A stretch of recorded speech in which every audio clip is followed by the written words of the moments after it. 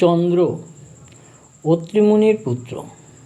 জন্মের পরেই ত্রিচক্র মানে পৃথিবী পরিক্রমা ও আলোক প্রদান করিতে শুরু করেন। ইনি দক্ষে রোহিণী, ভরণী, কৃত্তিকা, আদ্রা, বিশাখা, উত্তর ফাল্গুনী ইত্যাদি ২৭টি কন্যাকে বিবাহ করেন। তন্মধ্যে রোহিণী তাহাদের সর্বাপেক্ষা প্রিয়তমা এবং সর্বেসর্বা। অন্যান্য স্ত্রীগণ পিতার দক্ষের কাছে অভিযোগ করেন। দক্ষরাজ চন্দ্রকে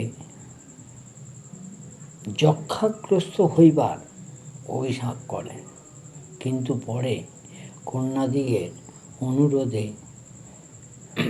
আপন প্রদত্ত অভিশাপ পূর্ণ বিবেচনা করিয়া বলেন যে চন্দ্র এক পক্ষকাল ক্ষয়প্রাপ্ত হইবেন এবং অপর পক্ষ স্ফীত হইবেন, মানে আলোকিত হইবেন। এই দুই পক্ষই যথাক্রমে কৃষ্ণপক্ষ ও শুক্লপক্ষ নামে খ্যাত।